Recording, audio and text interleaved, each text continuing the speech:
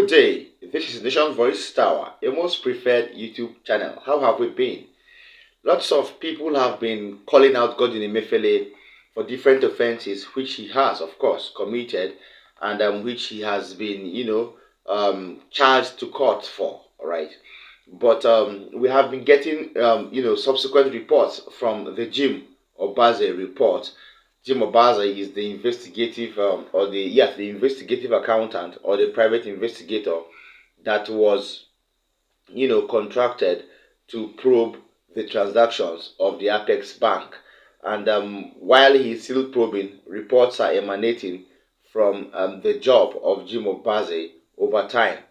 A recent report that was made, or that was revealed from the Jim Obaze investigation is actually telling us the actual amount that Godwin Emiefele has returned recently and those that are involved.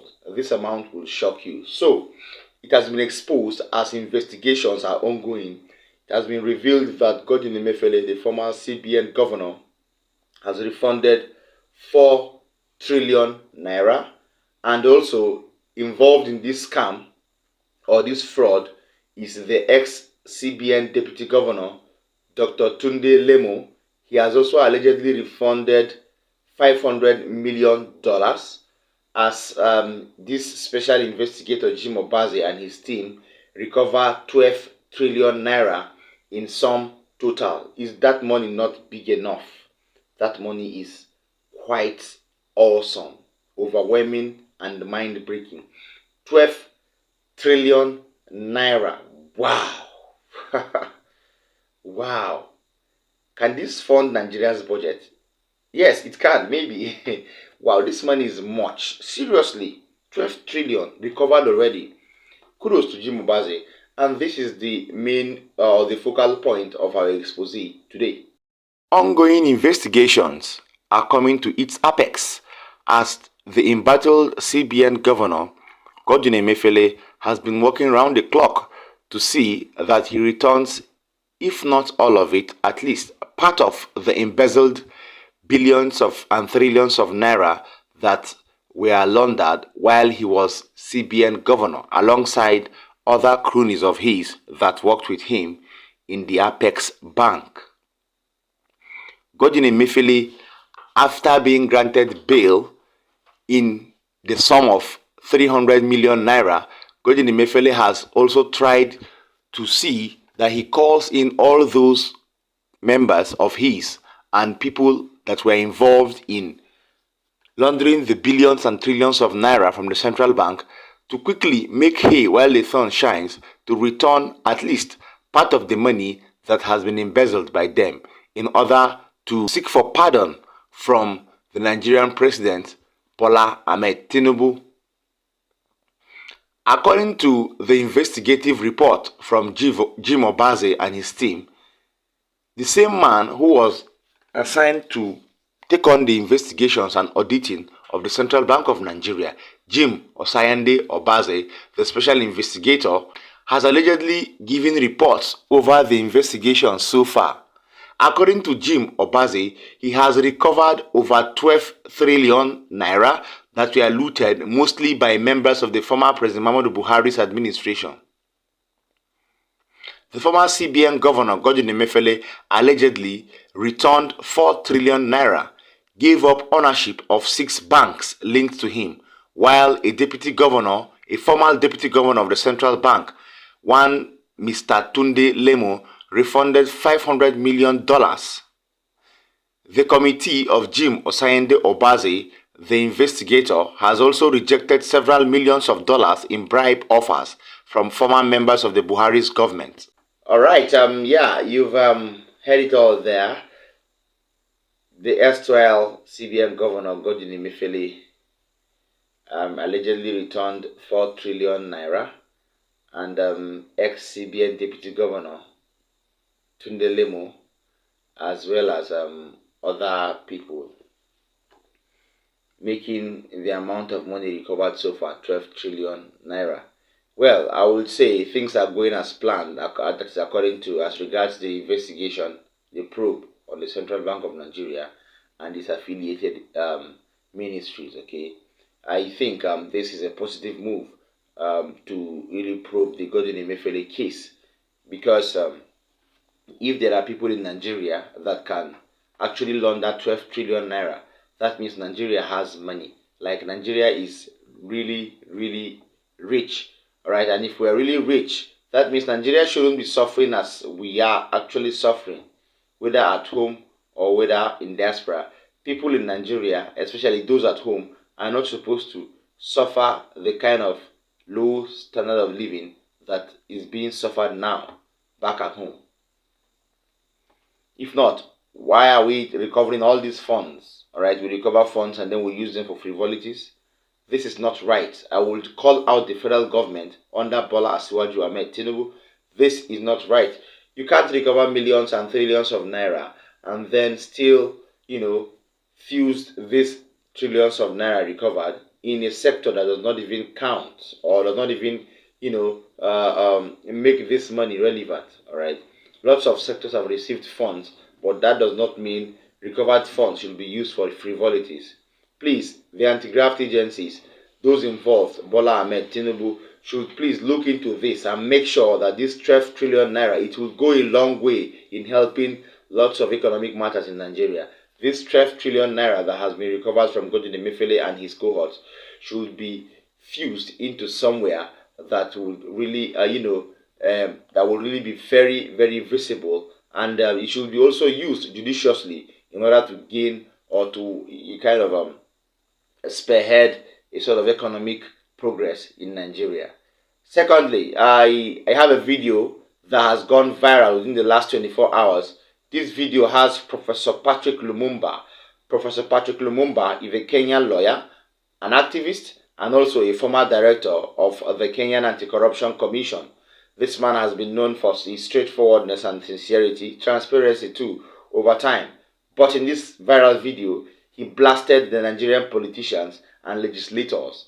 In a viral video that has been making the rounds for the right reasons, Professor Patrick Lumumba really didn't hide anything. He is not from Nigeria, so he kept his words very, very clean, not blunt, clean and very straight.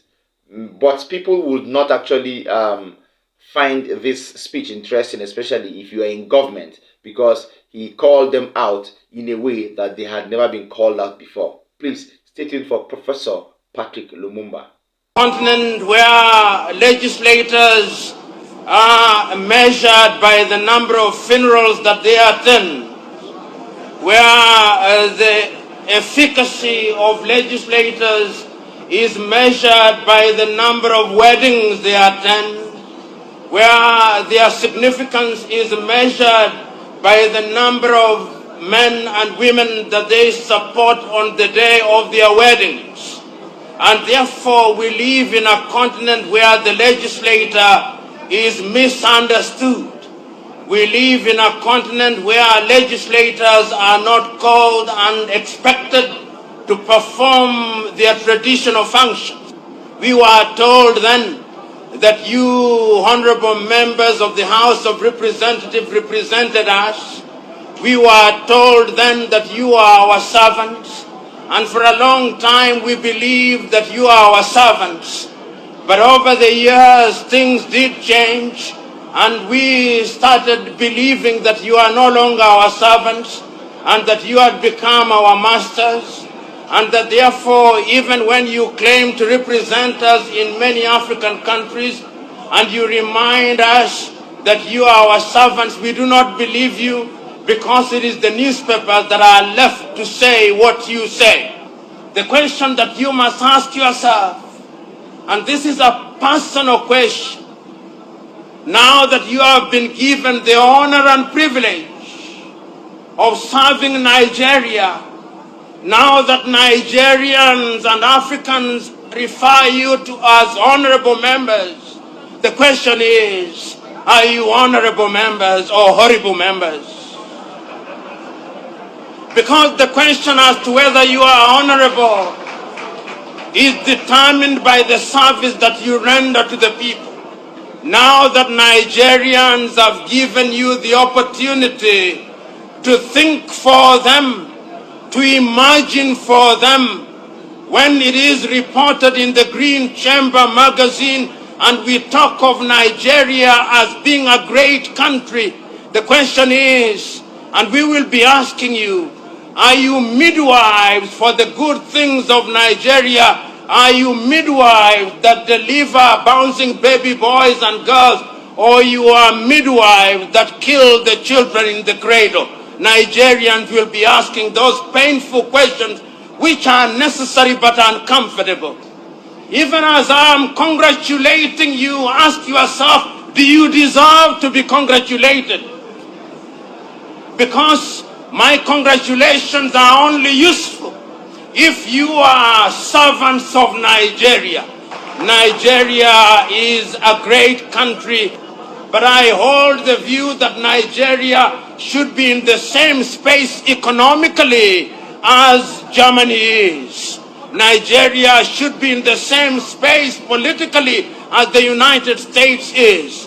I look forward to the day when Nigeria will have reawakened her agriculture and that legislation will be produced and publicized in the magazine which speaks to agriculture. I know Nigeria can be great. I know Nigeria will be great. But Nigeria can be great and will only be great if you men and women seated here choose that Nigeria will be great. Yes, these are the kind of people we need in Nigeria as activists. These are the kind of people that we need in Nigeria to head agencies and commissions. These are the kind of people we need in Nigeria to head other anti-graft agencies like the ICPC, the EFCC and all of that. If such people are not allowed to be in governance or in government, the country might actually be left in chaos, because you need somebody who can tell the truth and can tell the truth aggressively. Yes, that is what Nigerians need right now, right? If not, you could see all the legislators in that particular video bowing their heads down, trying to, trying to feign ignorance of whatever Professor Patrick Lumumba was saying in that speech. But I tell you what, I will tell you for free, they are not ignorant. They know what they are doing. And they know that this particular video was aimed at calling them out. And that was why at some point they regretted inviting him to be a speaker in that particular Pan-African event. Alright, so that means Nigerians really are a very, very long way, far off from achieving truth, transparency, and political stability, until people like Patrick Lumumba are invited to become heads of parastatal agencies and to be activists in Nigeria. People like them should be able to give Nigeria the kind of public attention it needs. Finally, there has been chaos, political chaos in Kano State over time. Kano State has been engulfed over time in a wave of protests. Lately, in the wake of the appeal court decision to sack Governor Abba Kabir Yusuf, also known as Abba Gida Gida, from office, the Court of Appeal affirmed the judgment of the Governorship Election Petitions Tribunal sitting in Kano State, and the people of Kano State don't seem to actually concur with the judgment of the appeal court. Please stay tuned for the first short video to show you the protest in Kano State.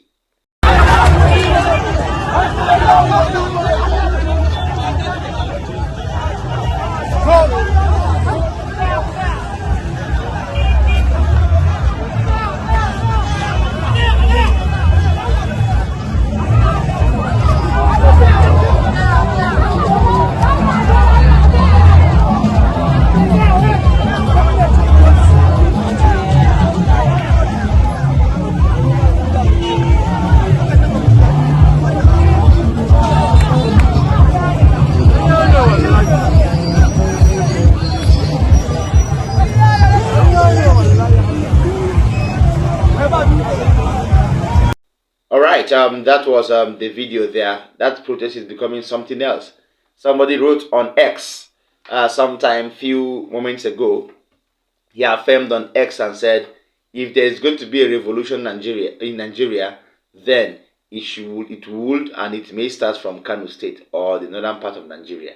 Yes, I'm not wrong. They form the majority they form the the highest majority of sacred cows too, the untouchable ones, and if they will need to speak up and to be heard, then that protest or that revolution or that revolt, yes, should start from the northern part of Nigeria.